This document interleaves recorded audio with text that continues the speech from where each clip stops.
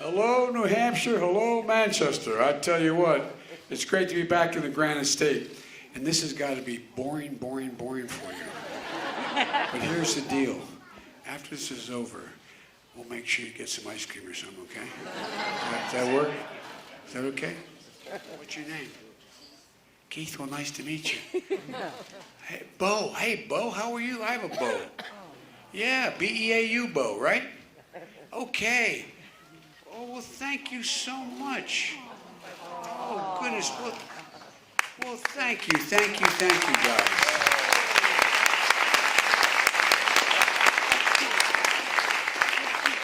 I apologize. Everybody knows I like kids better than people. And don't jump, please, okay? I think the folks in the overflow across the street in the Mexican restaurant have a better situation than we all do in here. But anyway, thank you all for being here. I really do appreciate it.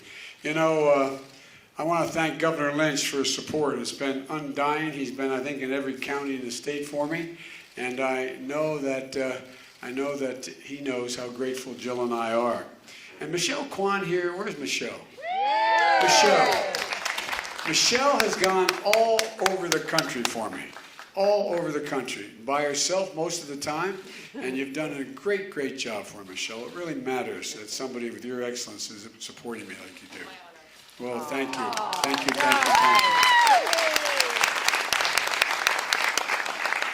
If I can be a president as well as she can skate, I'm going to be the best president in American history.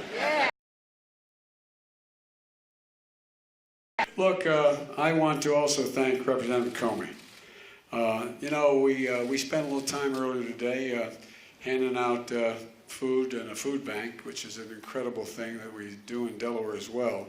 And the idea we need a food bank as badly as needed here is a testament of what's wrong, what we have to get done and what we have to get finished. But look, I want to make sure that you Representative, refute everything that Donald Trump stands for. The fact is, you're an immigrant from Nigeria, the largest country in Africa, with the largest economy, which Donald Trump has now added to the list of banned countries because of Muslims in the country. A refugee where Trump has completely abdicated American leadership, lowered the number of refugees we welcome each year in historic lows now. And if elected, you then went on to become elected representative in this state and a great American success story. And folks, look, enriching our country at every step, that's exactly what the vast majority of immigrants have done. And I want to thank you, Richard, for all you've done, and thank you for your support of me.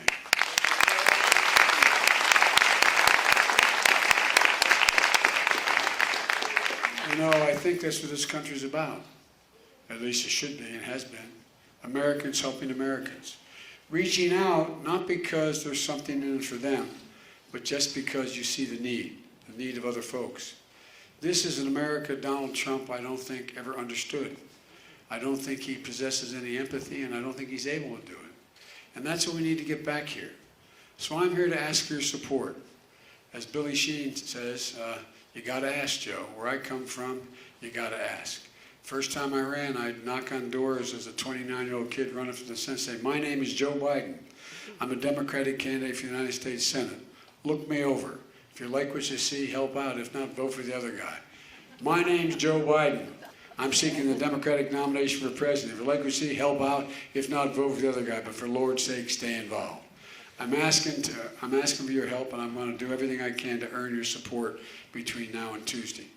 Look, when I think about families are going through every day in this country, whether they're staring at the ceiling, as many of you have had to do, having been diagnosed with cancer and don't know how your family's going to make it, or you're over 50 years old and you just lost your job and you don't know where you're going to do, how to move, or you just graduated from college with so much debt you can't even get started, you know, or you find yourself heading to the end of high school and there's no option for you because you haven't been able to get an apprenticeship, or you haven't been able to move in a direction where you can work with your hands, where you can find and be trained for those tens of thousands of jobs that are out there now out there now and ready to be had that are real.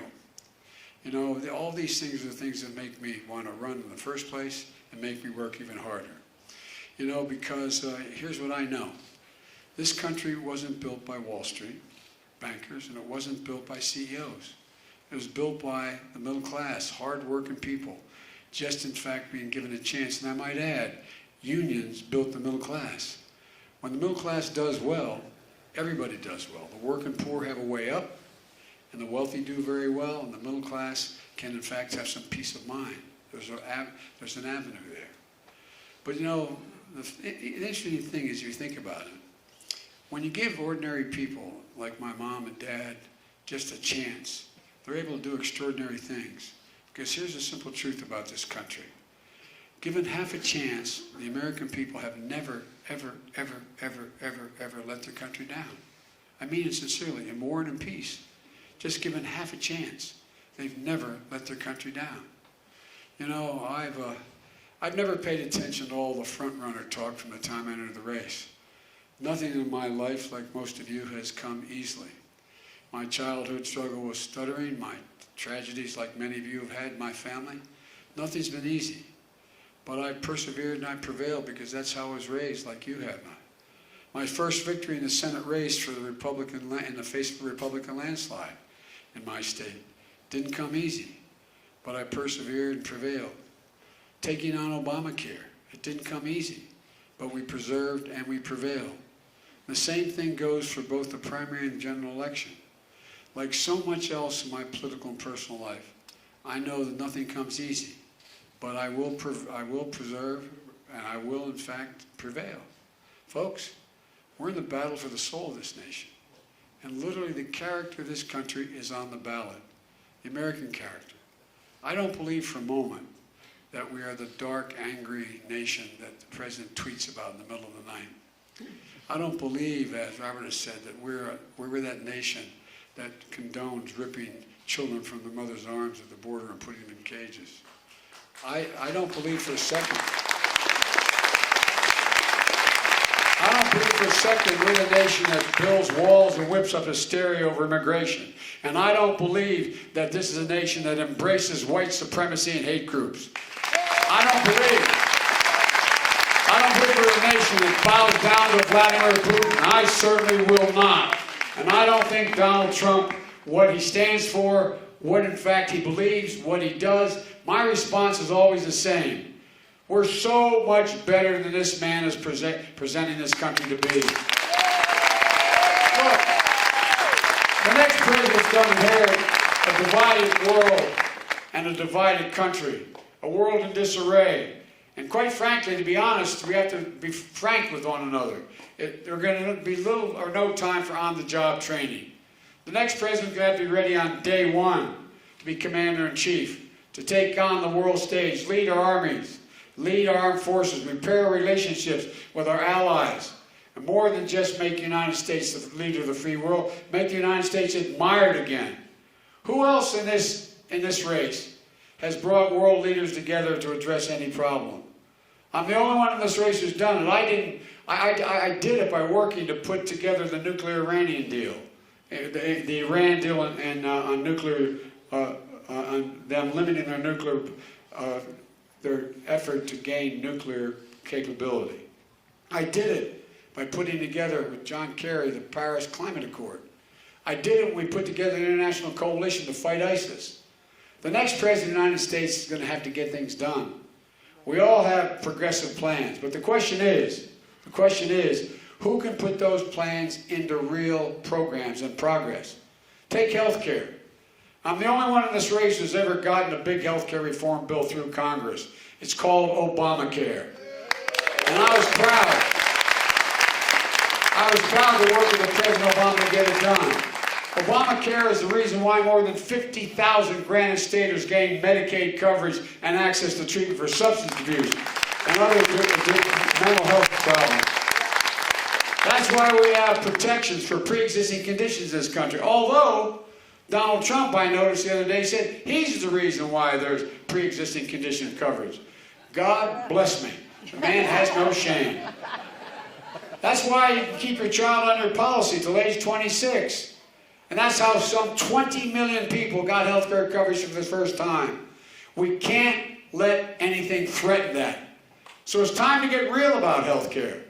I believe the best way forward is to build on Obamacare with a public option, a Medicare option, a plan that will lower co-pays and deductibles, will allow you to keep your private insurance if that's what you choose to do. It's a plan that will get prescription drug prices under control. Yeah, it costs a lot of money. It's $750 billion over 10 years. But we can do it without raising taxes on the middle class, just making sure everybody pays the capital gains rate, whatever their tax rate is. That will raise $800 billion. And I can get that passed through the United States Congress. And I can get it done right away. As my mother would say, God love Bernie Sanders and others proposing Medicare for all. It's going to cost over $30 trillion over 10 years. And he hadn't been able to move the ball a single inch. The only place that went past was your neighboring state of Vermont, and they had to double their tax rate, increased their withholding tax by 14%, and they finally got rid of it. Plus, Bernie refused to say how much it will cost. Who's going to pay for it? His answer is, and I quote, "Nobody knows." I promise you, I know. The middle class will pay for it. That's why even Nancy Pelosi and the Democrats in Congress don't support it. Climate change is the single greatest challenge facing our time. Our planet depends on us dealing with it. I'm not new to this issue. Back in 1987, I passed the first climate change bill, which PolitiFact called a game changer.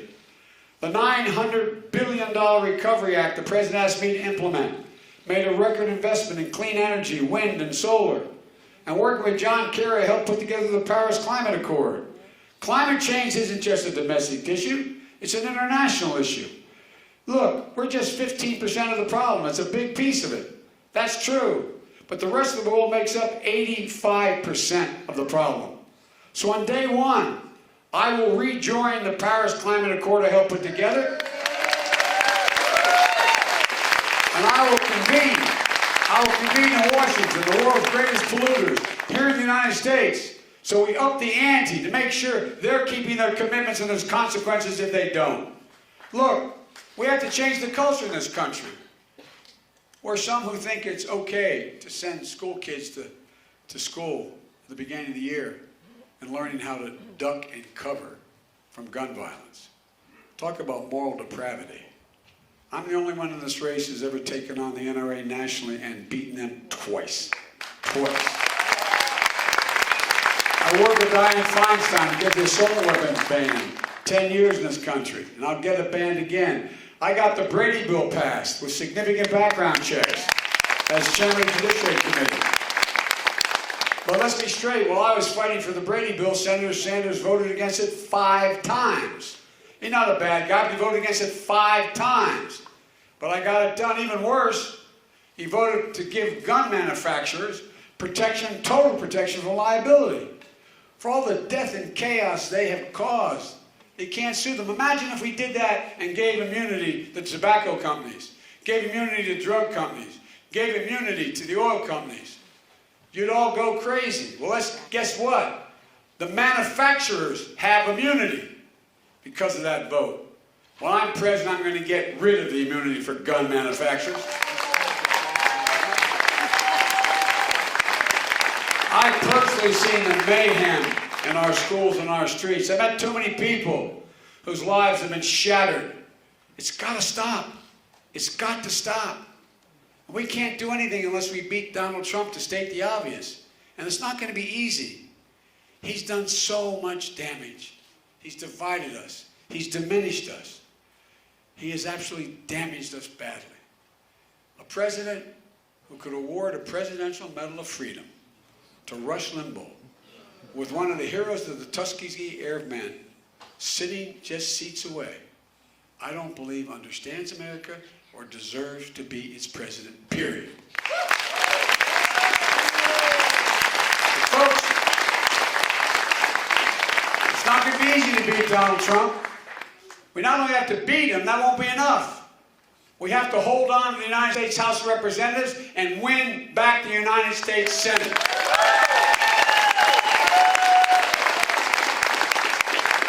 Winning back the Senate in places like North Carolina and Georgia, Texas, Arizona, and through the Midwest is not going to be easy. But it's going to depend a lot on who's at the top of the ticket. And the question is, can the person you're voting for beat Donald Trump? That's the first question. The second one is, can they help us win back the Senate?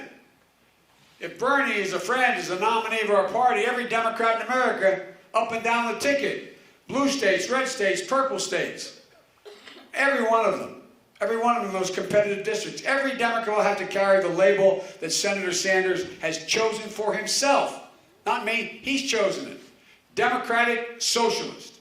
So when Senator Sanders attacks me for having baggage, I have to tell you, 60-plus candidates I campaigned for in the toughest districts in the country in 24 states in the 2018 election.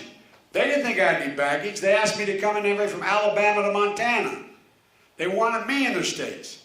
I was asked to campaign for Doug Jones in Alabama, for Connor Lamb in Western Pennsylvania, we haven't won in a long time, for a number of frontline candidates that helped take back the House in 2018. So ask yourself, will it be easier or harder for a Democrat to win with a socialist, a Democratic Socialist at the top of the ticket, self-stated, or is it going to be harder? Don't take my word for it, take theirs. Doug Jones of Alabama, Connor Lamb of Pennsylvania, and so many of those who I helped win in those toss-up states, they've endorsed me. Folks, what we've done matters. You know, Mayor Pete, who was a good guy, likes to call me part of the old failed Washington. Really? Was it a failure when I was in the Senate and got the Voting Rights Act passed for 25 years with Teddy Kennedy? I got, and I'll get it back again as president. Was it a failure when I got the Brady bill passed, the assault weapons bill passed? Was it a failure when I led the fight to end genocide in the Balkans and make sure that Slobodan Milosevic would never hold power again? Was it a failure when I insisted on keeping pressure to end apartheid in South Africa? Was it a failure when I led the fight for the passage of the chemical weapons ban? Was it a failure when I was asked to get the 3 votes we needed for the Recovery Act and I went and got them?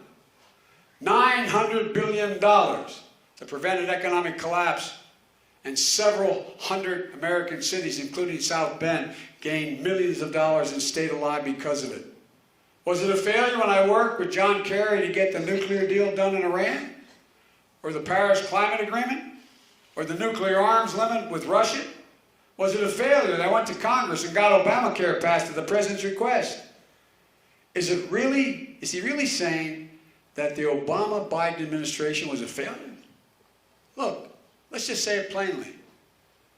I have a great deal of respect for Mayor Pete and his service to the nation, but I do not believe we're a party at risk if they nominate me, and I do believe we're a party at risk if we nominate someone who's never held a higher office than the mayor of South Bend, Indiana. Yeah, I do. Do I think there's a difference between getting a city budget passed in South Bend, smaller than the city of Manchester, or getting 3 Republicans to vote for a $900 billion Recovery Act that saved us and it generated less than 1% waste or fraud? Yeah, I do. Mayor Pete likes to say the only time Democrats win the presidency is when we nominate someone new. But here's what he never mentions. The only Democrats to win the presidency is where we have overwhelming support from the African American community, and don't take it for granted. That was true for Jimmy Carter, Bill Clinton, and Barack Obama. It's just a reality. It's just a reality. I do not take the American black vote for granted. I know how to earn it, and I've earned it. I've gotten politics because of civil rights. I'm proud of the fact that I've been an overwhelming support from the black community my whole career. I'm proud of the fact that I served as the vice president, the first African American president in American history. And I think this is a diverse party. It's the reason why we're strong. Our nominee has to reflect that strength. As president, I believe I can bring together leaders and can unite the party as well as unite this country. We're a democracy. Democracies depend on consensus. Look, there's no way to be able to govern, to progress, if we can't reach a consensus, period. You know, when I saw Colonel Vindman being escorted out of the White House yesterday, I thought, this isn't America. This isn't the America I know. It was the same thing I felt when I heard the President of the United States refer to traumatic brain injuries in Iraq as headaches.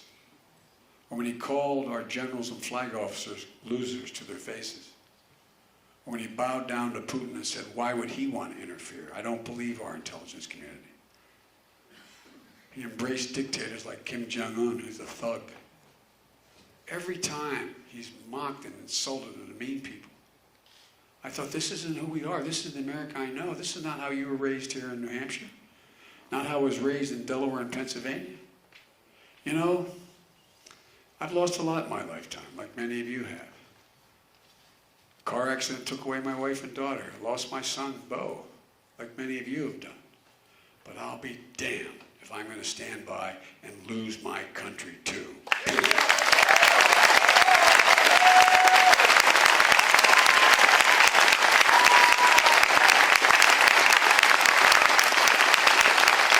Not going to let it happen. Look, everybody knows who Donald Trump is.